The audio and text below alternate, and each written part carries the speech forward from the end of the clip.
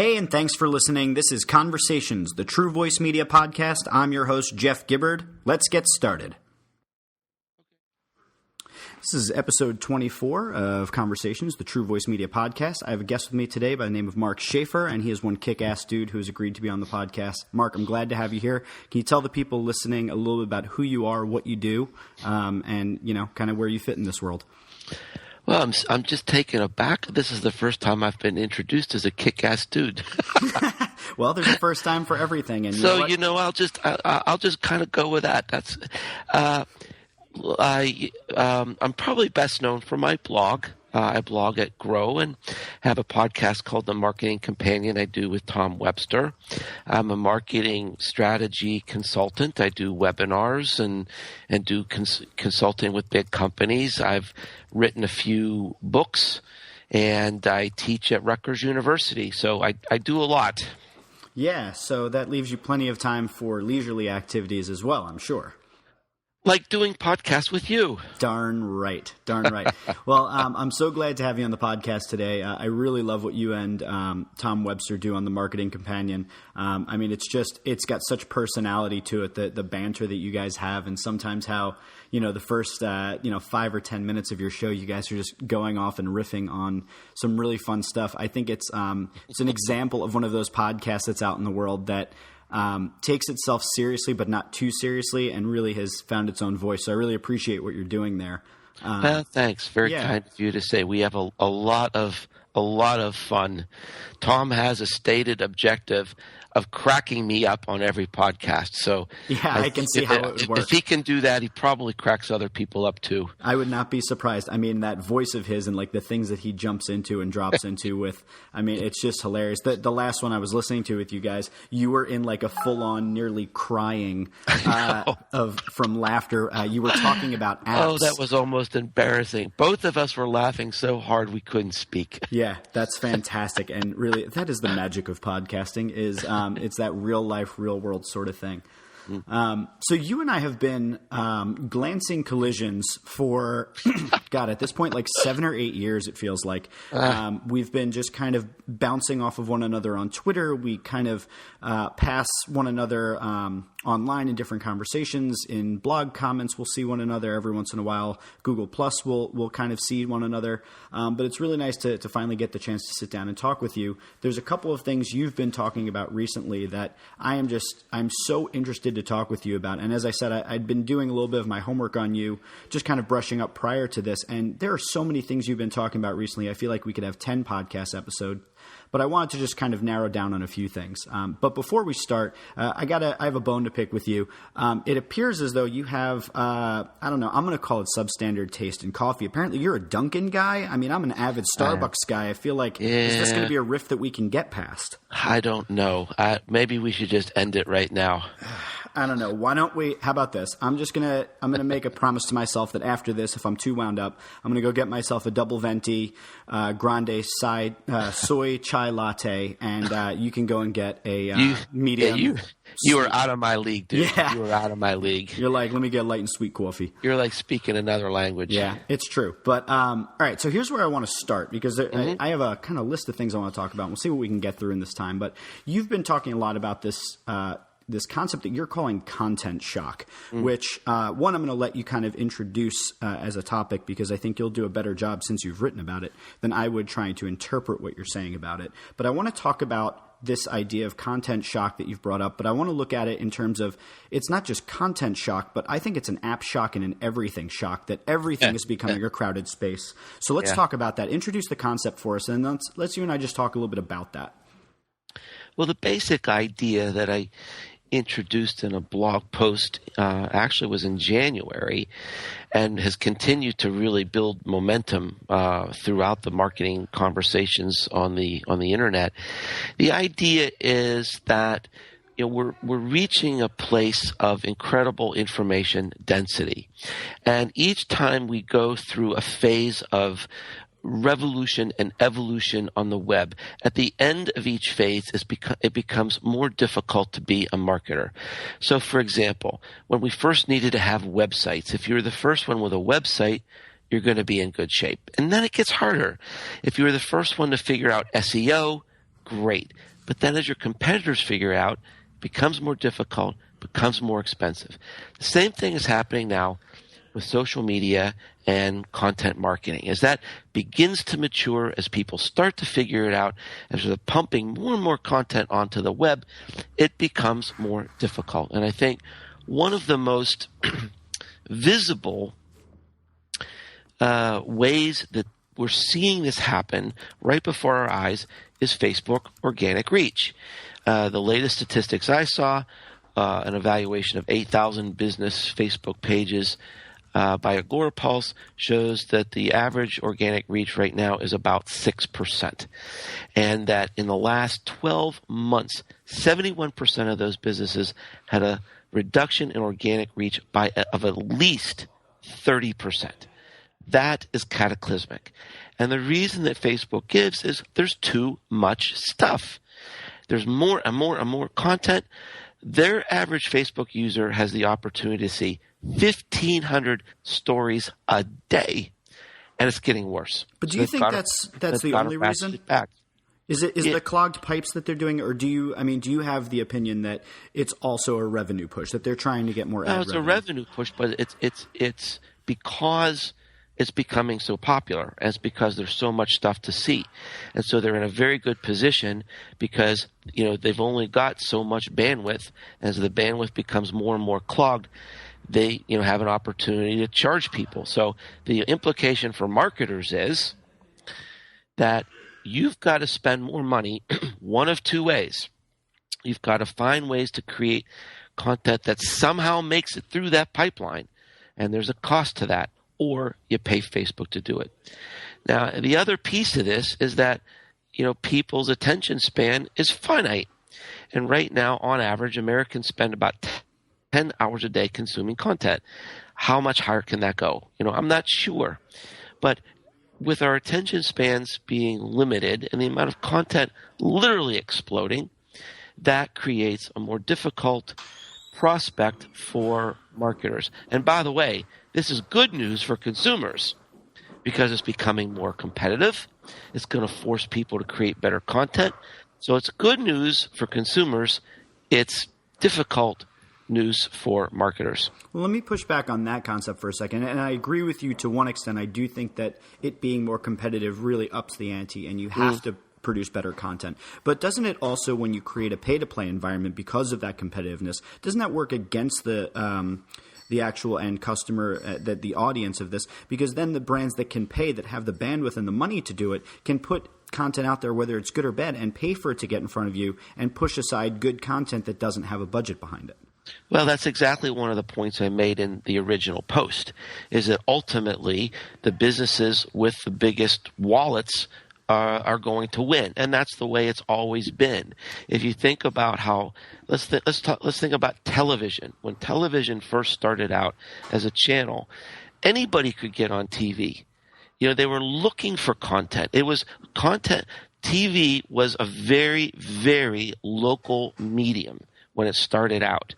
You had, local cooking shows and variety shows, and it wasn't that expensive to get on some of these shows, as either a content producer or a sponsor of a program. But then, as it became more popular, as the pipelines started to fill up, you've only got so much bandwidth, you've only got so much attention span, and it started to become more and more and more expensive. And now, who advertises on TV? It's the people, with the biggest pockets generally.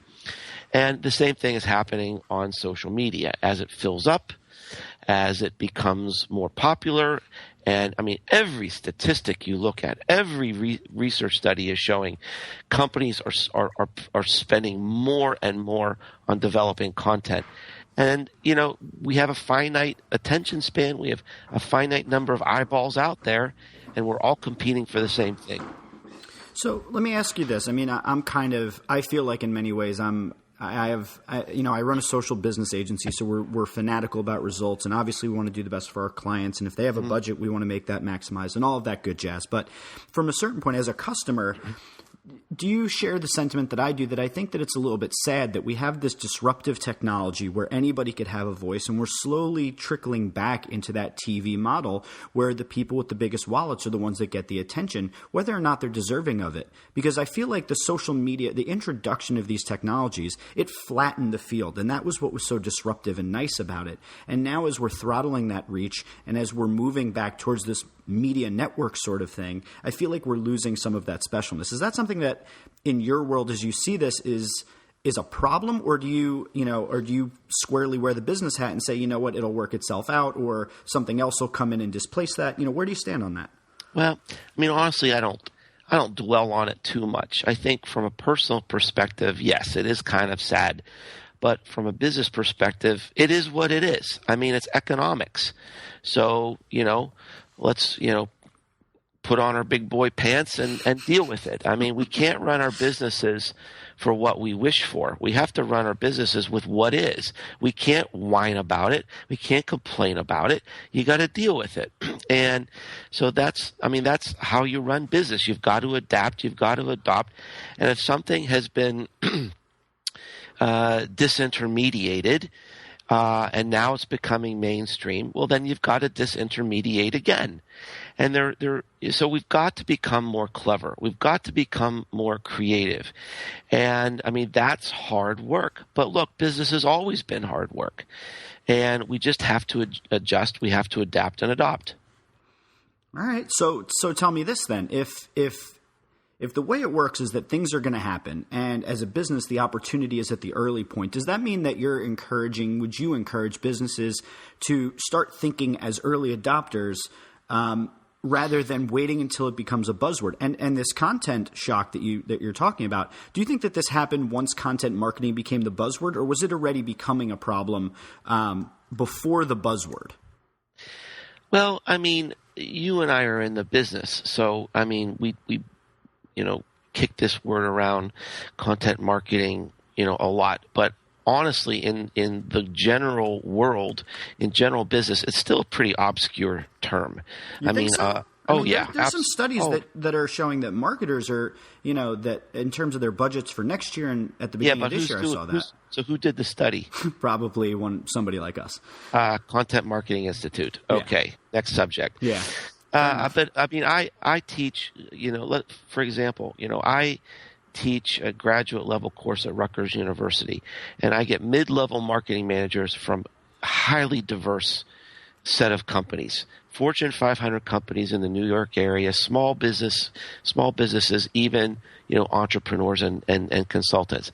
And I mean, content marketing is not a mainstream term. And it's growing in relevance, certainly. But it's not really a mainstream term. So what you're saying is it's not a mainstream term, yet we're coming upon, and we're actually in the phase of content shock. So what happens when it becomes mainstream? Does that put us at a critical mass where we can't even recover from it? I think it's becoming mainstream, but people just call it different things. I mean, I think that, to me, there's a very thin line between this idea of social media marketing and content marketing. Mm-hmm. If you're doing social media marketing well, content has always been at the heart of that. Content is the fuel behind your social media program. Mm-hmm. And I think the distinction here is that people tried to take shortcuts. They really didn't understand what social media marketing is about. They didn't really want to invest in the content. And they were disappointed, and they didn't do it very well. In a way, content marketing is a do-over for social media marketing, because content marketing, well, you've got to have content. You've got to invest in content. There's no other way around it. But really, content marketing is kind of social media marketing in disguise. Interesting. I'll buy that to a certain extent, except, I would offer that I think social media marketing encompasses content marketing, but also includes things like social listening and engagement, where I think, and even promotion and advertising, which you could say overlaps with content, but I think that they're slightly different things. And I think effective social media marketing probably takes on a number of more facets than just the content. But I'll give you this. I do think that for what most people focus on for social media marketing is the content side of things. So I think that's a really interesting way of phrasing it, that it's a do-over for social media marketing. Mm. Well, I mean, I think, look, 90% of the businesses out there are still focusing on likes. They're focusing on, posting pictures of funny dogs to get engagement or something. I love funny dogs. Yeah, I do too, but you can only take so much of that. Speak for yourself, sir. And I think, content marketing, you mentioned listening and monitoring and advertising as being something unique to social media. Oh, I don't think so. I mean, I think, let's put it this way. You can't really learn how to optimize your content unless you're listening. You are not leveraging your investment in content unless you're finding ways to distribute it. Content is the power in marketing today is not content. It's content that moves. It has to ignite. People have to share it and engage with it. And the main distribution for that is social media. Mm-hmm. So it kind of goes hand in hand. Oh, I absolutely agree with that. And I'm not suggesting that it's, these things are limited to social media or that they're not related to content. I think that they're all related. But I think there are elements of social that are not necessarily content, and there are elements of social media that are related to content. And it's all one big pool. But I want to step kind of a sidestep to that, because you've been talking about some things also recently that I think are interesting. I want to talk to you a little bit about these things. You talked on one of your podcasts a little bit about Elo and about Path and the economics of social networks. And I want to go into that conversation for a little bit, because what it seems to me is that there are entirely too many applications and tools out there, and it's getting very difficult to distinguish what makes one different from another, or why you should use one over the other, or why you should abandon somewhere where you're paying attention to go to another. So in this conversation about content shock, if we were to pivot and talk about app shock, I mean, are we getting to the point where there's entirely too many social networks? I mean, you spoke about Elo, and to me, I found that the podcast you had with Tom you made a lot of salient points and very interesting commentary about its explosive growth and this and that. I think that network is doomed to fail for a number of reasons. One, the lack of a actual true mobile application, I think in today's day and age, is just silly. I think the design of it needs to be improved. They're not moving quickly enough with updates, and I think ultimately they have no key differentiator for why I should post something there instead of Tumblr or Facebook or Twitter. What's your take on the introduction of new networks that really present nothing new? Well, it's an interesting question and an interesting idea. I think one difference that people underestimate is this idea of competition and choice, and why it's different on the internet. In the real world, we like to go down the store aisle and see a whole aisle of breakfast cereal. When we're shopping for a car, we like choosing between different car companies. But on the internet, we only have the bandwidth for one Twitter. There aren't two Twitters. There aren't two LinkedIns. They have already filled their niches. So it's done. And it's going to be really, really hard to unseat those guys, which is why when new networks start, they don't care about monetization. They have to focus on one thing: scaling massively and dominating a niche. And once you dominate the niche, game over. Now you can figure out how to monetize. Now, so I think it's an interesting idea then to think about what defines a niche. Now, there could be something quirky about Elo. I think Elo started out where their audience is like artists and musicians. And if they have a big enough audience, even if there's no apparent differentiation for you and me, if there's just something about Ello that these artists and musicians love, well, then, maybe that's okay. Mm-hmm. Maybe as long as it's big enough, as long as they have critical mass to monetize, then it may not take on Facebook, but that might be perfectly okay. So, it's really difficult to say, what the capacity is. I mean, the ultimate capacity is whatever niche has critical mass to pay the light bill. So it's not necessarily a matter of coming out and doing something different or new. It's a matter of whether or not you can do anything enough to grab enough attention and users that you can maintain at least the momentum, the possibility that you could monetize that audience. Yeah, I think that's exactly right. So, but at what point do we run out of the ability to do that? So for instance, in dating apps online, if you were to look at dating apps in the App Store, which I know, you're probably not looking at that space, but I am. There are a number of apps that are doing a variety of different things that are almost the same thing. There are 100 Tinder clones. There are a multitude of Match, eHarmony, and OkCupids. Yeah. If you look in the application space, there are a number of things that are trying to be a private social network, or they're trying to be a network that has stickers and that allows you to monetize your stuff. At what point do we run out of the things? At what point do we stop having the capacity to because I'm already tired of it. I mean, I get calls for new demos for social media management tools, and I'm like, you're not doing anything different. Why should I switch? At what point do we run out? Yeah.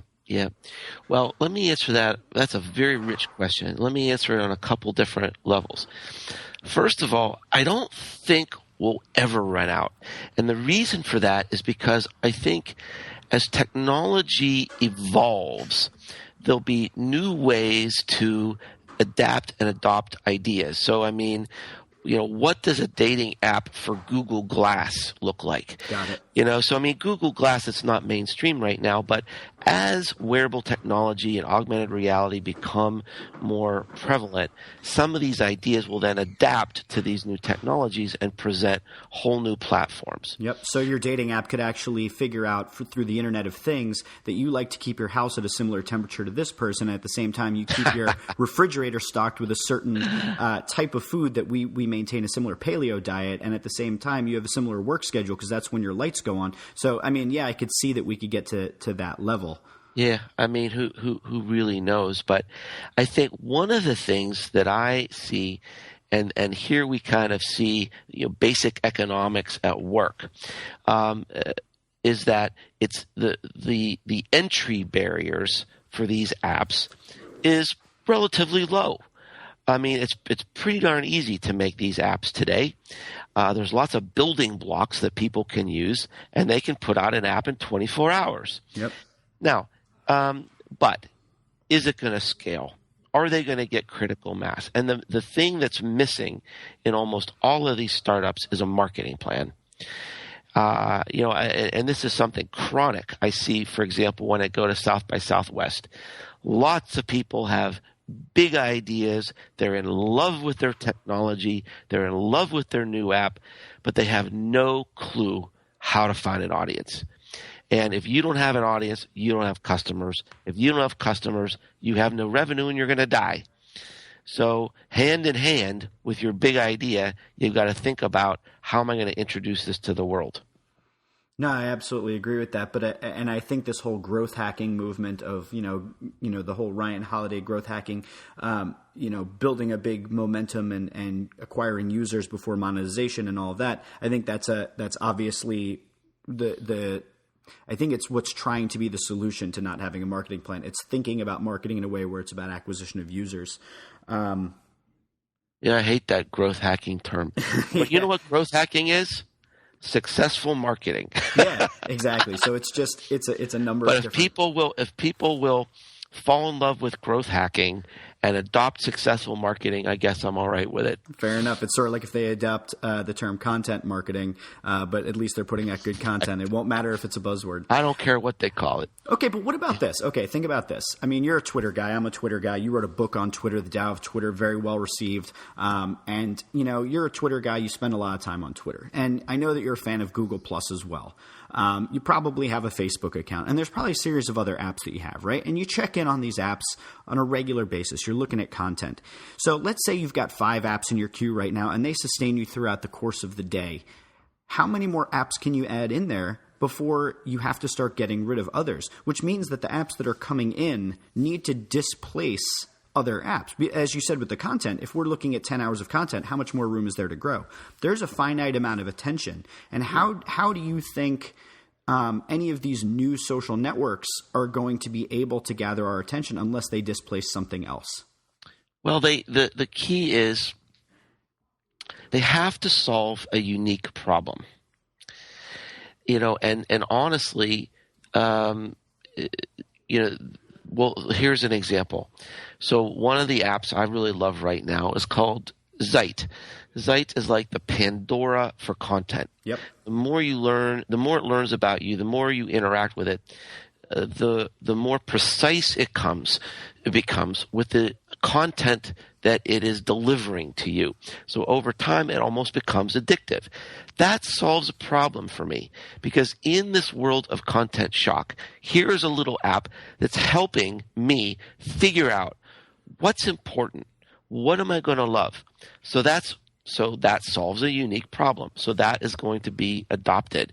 If you're just trying to be a me too, or the point of differentiation isn't profound enough, then ultimately you're either going to fail, or like I said, you're going to have to try to find at least an audience big enough to help you pay the light bills. But I think your point is right. It just kind of rolls into this whole content shock idea that we have a limited amount of time, and you have got to find an unsaturated niche. And as these apps, roll and roll and roll, that's becoming more difficult. No, you're absolutely right. So let's talk about how this – so we've talked about content shock. We've talked about app shock. And by the way, my dad absolutely loves Zeit. So when he listens to this, he's going to be like, Mark Schaefer likes Zeit also. Awesome. I'm an early adopter.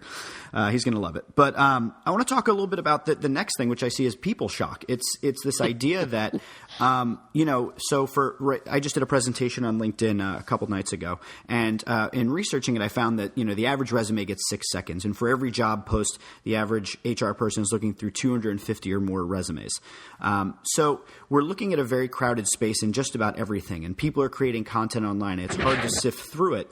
So I want to talk a little bit about the personal branding conversation that you had with Tom Webster, which shockingly from the outside, I was listening to it. It didn't sound like he was disagreeing with you as much as it sounded contentious in the actual conversation. It seemed like you guys were very much on the same page, just saying it differently. But how do you suggest, whether it be apps, whether it be content, whether it be people, kind of what's the first step you think towards standing out in this crowded space? How do you think somebody should start off with it? It really, my view of this is it gets down to courage. And that might sound like a very strange piece of advice, but here's my thinking on it. There are lots of different bloggers out there, hundreds, thousands of bloggers. And my blog posts really seem to resonate with people. And one of the comments I get is, how do you keep doing this? How do you, you create all this original content? How do you stand out like this? Every blog post I write, someone in the comment section will say, how did you know I was thinking about this? I was thinking about the same thing. We were just having a discussion about this the other night. Here's the difference. I've got the courage to actually step out and write about it. I don't think I'm necessarily smarter or more original than other people. Oh, come on, Mark. But I think that I have the courage to step out and to add my ideas and to add my personality to the stream that's out there. I don't think I'm unique in my ability to do that. So does that mean you're familiar with the Forrester social technographics profiles, the 7 different behaviors? So does that mean that you think that creators really have the most ability to stand out in this kind of new crowded online world? Well, what is the only source of differentiation you have is to be yourself. You have no competition. There's only one you. You have a unique education, a unique heritage, a unique background, a unique perspective. So at the end of the day, and Tom hates that. Every time I say that, I think Tom Webster hates that phrase. Which phrase? Which phrase does he hate? End of the day. At the end. Oh, yeah. So that one's for you, Tom. But so look, anybody can write the 10 biggest mistakes on Twitter. It takes courage to write a post that only you can write, which is my biggest failure on Twitter, my biggest joy on Twitter, the biggest lesson I learned on Twitter, the thing that makes me angry about Twitter. And when people write guest posts for me, it's hard to write a guest post for me because I want people to write a post only they could write. And usually people, they step up to the challenge and they create something amazing, but it may take 3 or 4 drafts for them to get there. Mm-hmm. But that's what you have to challenge yourself to do every single day. And if you can do that, even when you're looking for a job, how do you create content that only you can create? That is what's going to make you stand out. That's what's going to build your personal brand. It's funny because it's not that dissimilar from have you read the book Linchpin by Seth Godin? Yes, I have. Yeah, so it's this idea of being indispensable, and really the only way to be indispensable is to do something that only you can do so that you are indispensable, whether it be in the content that you create. I can't stop reading this blog because only Jeff can create this blog, or only Mark can write a blog like this, or whether it's in the type of work you do or the app that you do, that it's so unique in what it does, and you got there first and built that loyalty and trust. That I think you're right. It is that courage to put it out there, but also the courage to put it out there as only you can. It's really, really hard. It took me years to figure this out. And I know a lot of people are trying to do this, and it might be discouraging, and they see, so many people love Mark's blog. How can I ever do that? It took me years to figure it out. And I got a comment from a reader the other day. She said, every day I start my day with a cup of coffee and reading your blog. So, I'm not saying I've become indispensable, but I've become part of the fabric of that person's life. Mm-hmm. And that is a great achievement. That is something I get a lot of. I feel great about that. It's very rewarding to hear something like that because it shows that I'm doing a good job. That how I push for better, more relevant, more interesting, more entertaining content. It's working when you get a comment like that. I completely agree. I have I operate several blogs, but the one that I love writing on most is called A Day in the Life at jgibbard.com. And I just write my personal experiences of what it's like to build and grow this business, observations I've had, things I've learned. And it's all very much real, straight from my head. I think of a lot of my posts in the shower. But I have a couple of people that are very, very loyal readers. And it's what keeps me writing on that and keeps me loving to write that every day, is knowing that I'm making an impact on at least one person. Because otherwise, really, what's the purpose of it? If you're just selling a few more widgets, that's one thing. But if you know that you're actually making an impact on someone, I can see, just for myself, I know that's a huge motivator. Yeah. That's because when you start to become part of the fabric of people's lives, those are the people that ultimately are loyal to you. And in this fast changing world where not only are the platforms changing, the rules of engagement are changing. Mm-hmm. It's really overwhelming how things just shift really almost on a day-to-day basis. Ultimately, loyalty is the killer app. Loyalty is what trumps everything. And so if you can create a brand, if you can create content that's actually building loyalty with people, that's very powerful.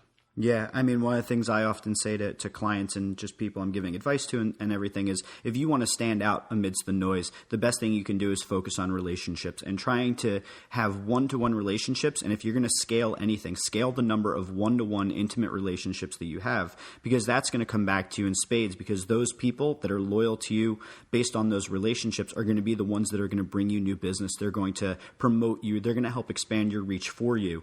And I think that that's, what I always say is one of my competitive advantages is that I try to focus very heavily on each individual person that I interact with. So that would be my advice for how people stand out amidst the noise. I think you're right. I agree with you 100%. And the challenge is scaling that. Yes, absolutely. I got a tweet the other day that I can't really argue with, but it kind of cut to my heart. And it was something like, Gene-Mark, what did he say? It's something like, your tweets don't have as much soul as they used to. Now, I don't know how you measure that. Yeah. But point well taken. Yeah. I mean, maybe you're not putting enough of yourself into them lately. But here's the thing. I mean, I really loved Twitter when I had a couple thousand followers. Yep. Right now, I've got 100,000 followers, and when I try to start a conversation on Twitter, it goes out of control. Yep. Because I'll post something on there, and now I'm challenged with having 50 simultaneous conversations. Yep. Okay, it's a different world. Yep. I can't scale that one-on-one soulfulness like I used to. So the point is well taken. And even though my heart, my head, my intent is really to love on people, I care about people very much. I care very much for the people who make an authentic attempt to build a relationship with me, not to game me or to increase their clout score, but who really want to make an effort to get to know me. I love that. It's the best part of my job. But it does get overwhelming sometimes just because the numbers are so big. Yep. No, I can totally appreciate that. I mean, to a lesser scale, I deal with it, but I can imagine at that scale it would be very difficult. I just think about, in a similar sort of situation, just the number of emails that I get. I wish I could spend more time writing more well thought out, crafted personal responses, but when the volume is so high, it's just tough to get through them.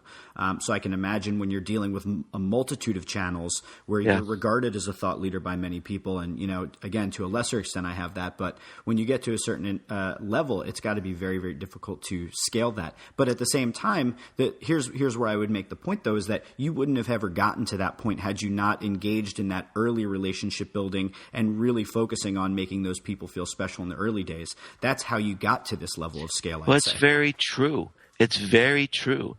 And here's the thing that everybody is in this business is either struggling with or will struggle with. Whenever you've got a couple hundred followers or a couple thousand followers, it's such a joy to be able to really get to know those people. When you get to 100,000, in that kind of area, it's like being in front of a stadium and all you can do is like slap the hands of the people in the front row.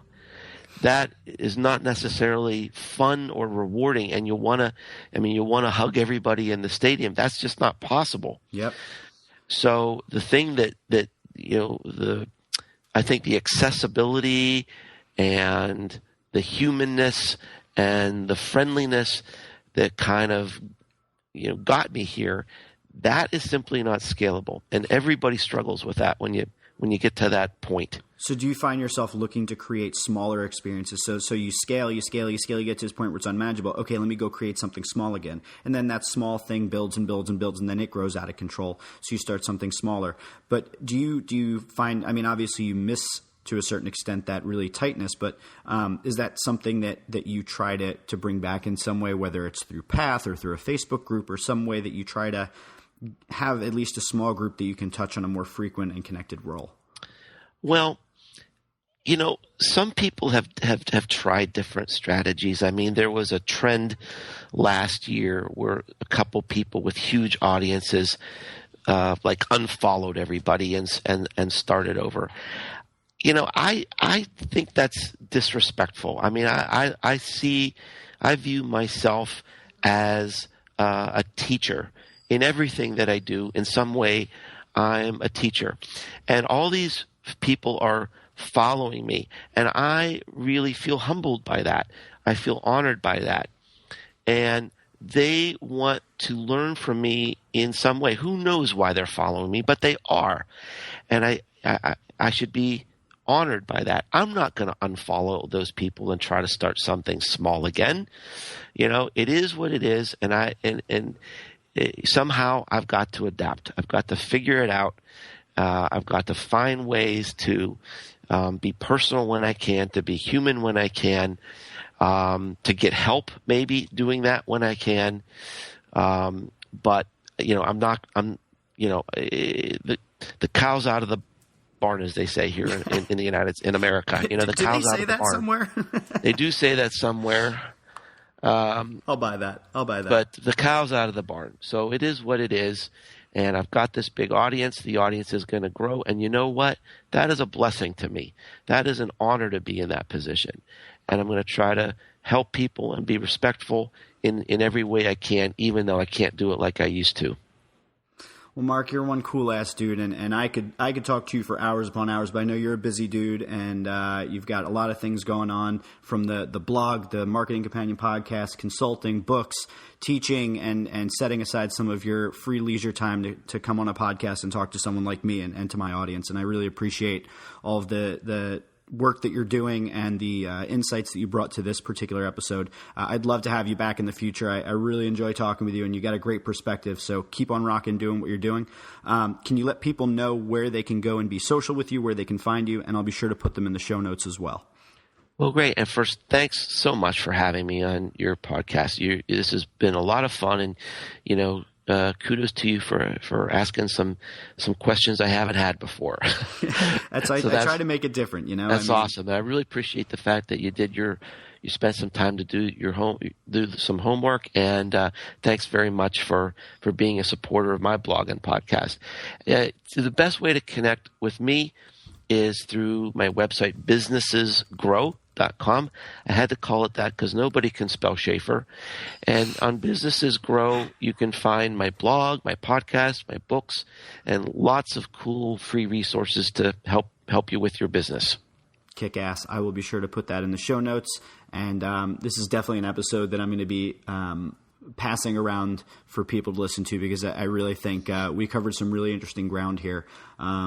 Your coffee choice aside, I think you're a good man. You're a good man. Jeff doesn't run on Dunkin', but I'll allow you to. Thanks. Well, Mark, thanks for being on the show. And for everybody out there listening, thanks for listening. We really appreciate it. Take care. Thanks again for tuning in. We hope you enjoyed that episode of Conversations. Be sure to go over to iTunes or Stitcher and give us a rating. Tell us what you love about the show, what you hate about the show. And we hope you come back for our next episode. Take care.